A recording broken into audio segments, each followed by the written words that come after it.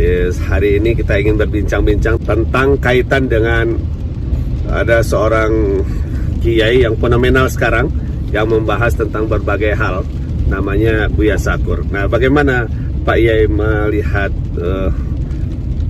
Buya Sakur ini, Pak Yai? Terima kasih ya.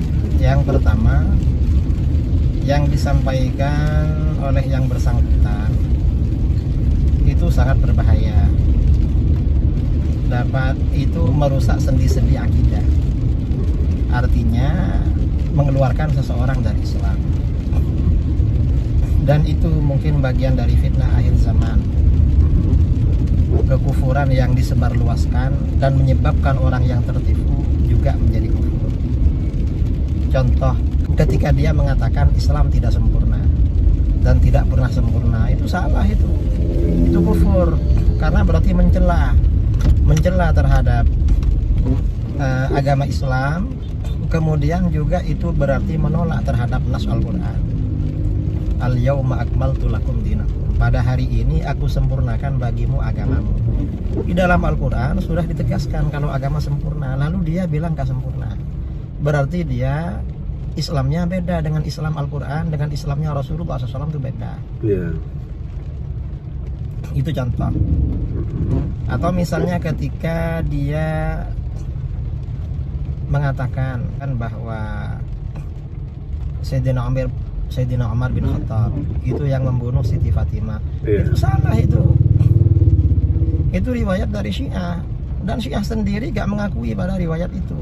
Iya, yeah. Dia kok mengakui. Berarti dia ini ya asal comot aja, pokoknya ada dia keluarkan. Iya, iya.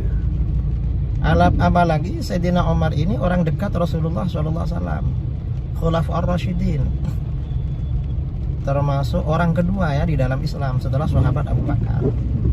Dan makamnya juga berdampingan dengan makam Rasulullah SAW.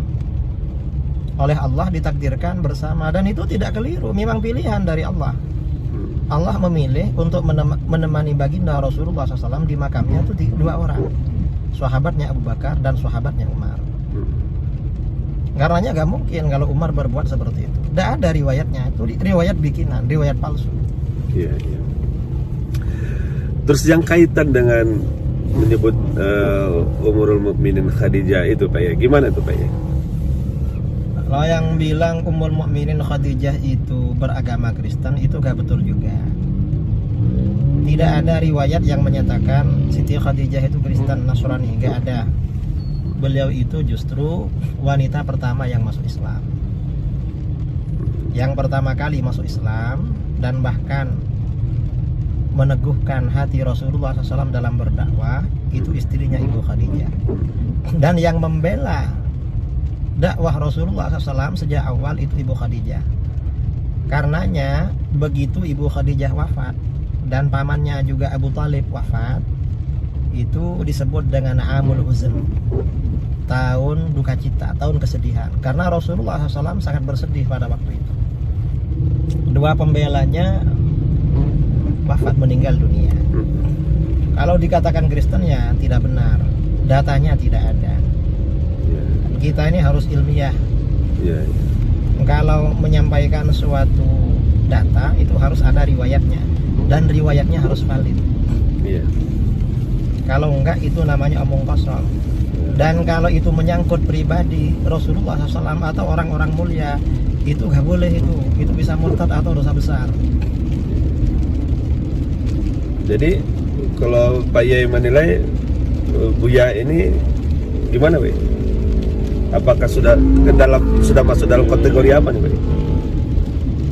Saya perhatikan sebagian pernyataan dia itu memang apa ya murtad, keluar dari Islam.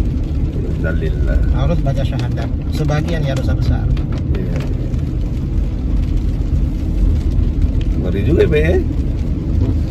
Ucapan kita itu penentu juga dari kualitas kita ya, Pak ya. Iya. Termasuk dia yang mengatakan kalimat tauhid itu katanya kalimat persatuan.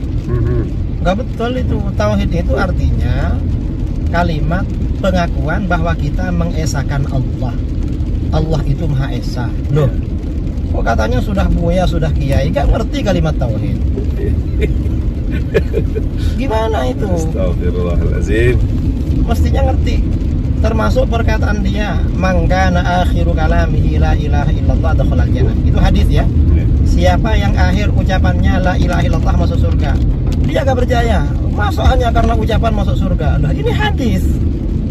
Ini memang ucapan, tetapi kan gak sembarang ucapan. Ini ucapan paling mulia. Ini kalimat tauhid. Makanya masuk surga. Dan orang untuk bisa membaca kalimat tauhid di akhir hayatnya itu butuh perjuangan dan butuh pertolongan dari Allah. Gak sembarang orang bisa. Kecuali orang-orang yang ditakdirkan memang masuk surga. Iya.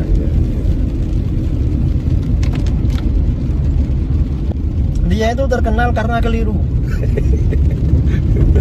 Gak ada pendapat dia yang bagus, yang benar gak ada. Yang terkenal ya yang keliru. Apa motifnya nyampaikan seperti Ya mungkin motifnya ya ada kaedah ya dalam pepatah Arab, khalif tu'raf. Berbedalah kamu dengan ramai orang, dengan banyak orang, nanti kamu akan dikenal. Ya mungkin biar dikenal lah. Karena kalau ceramahnya dasar-dasar aja, datar-datar aja, ya biasa-biasa gak dikenal. Setelah begitu kan dikenal. Jadi dia ikut kaidah khalif tu'raf. Berbeda biar dikenal. Iya. Apa namanya lagi yang logika banyak dipakai, Pak? Apakah beliau ini termasuk liberal gitu? Ya itu menurut saya itu liberal kelas berat. Liberal kelas berat. Iya. Super liberal itu. Iya. Dalam surat Al-Ikhlas itu. Kan memang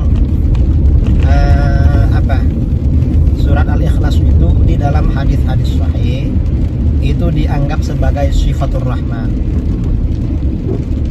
Sifat Tuhan. Sifat-sifat Allah itu ya di surat Al-Ikhlas itu.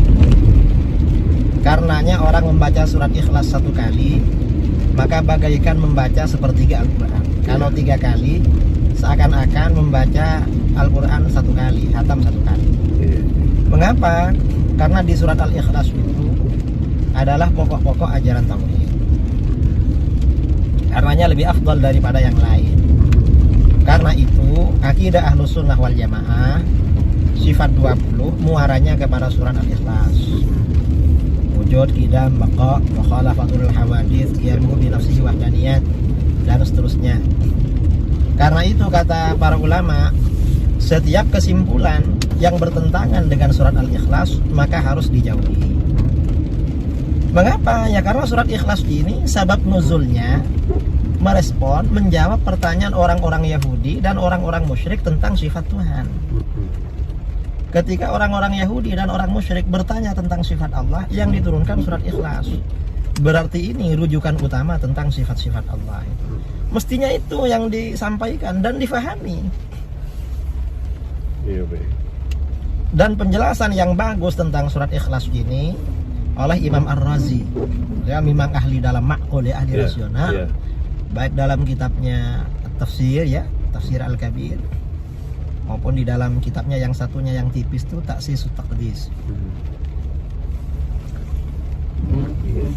Pak Yai, terakhir apa pesan Pak Yai untuk orang-orang seperti Saya kira sebaiknya segera hentikan bertaubat kepada Allah.